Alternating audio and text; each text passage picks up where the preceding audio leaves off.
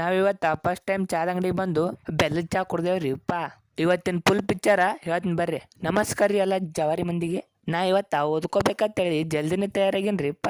ಆದ್ರೆ ನಮಗೆ ಚಾ ಇರ್ಲಿಕ್ಕೆ ಕೆಲಸನ ಬಗೆಹರ್ದಿಲ್ರಿ, ಅದಕ್ಕೆ ಚಾ ಕುಡಿಯತ್ತೀನಿ ನೋಡ್ರಿ. ಚಾ ಕುಡಿದು ಓದ್ಕೋಬೇಕಂದ್ರ ನಮ್ಮ ಮನಸ್ಸು ಕೇಳಿಲ್ರಿಪ್ಪ. ಒಬ್ಬನಿಗೆ ಓದಕ್ ಬ್ಯಾಸರನ ನಮ್ಮ ದೋಸ್ತರಿಗೆ ಫೋನ್ ಹಚ್ಚಿ ಬಾ ಅಂತ ಹೇಳಿದೇನ್ರಿಪ್ಪ. ಹಂಗ ಅವ್ರು ಬರೋಣ 12 ಮಟ್ಟ ಓದ್ಕೊಂಡೇವ್ರಿ. 12ಕ್ಕೆ ಓದ್ ಮುಗಿಸ್ತವ್ರು ಮಕ್ಕೊಂದಿದ್ದು 2ಕ್ರಿಪ್ಪ. ಯಾಕಂದ್ರೆ ಎಲ್ಲ ದೋಸ್ತರು ಕುಡೇವಿ, ಹಂಗ ನಮ್ಮ ಮಾತುಕತೆ ಇರ್ತಾವು.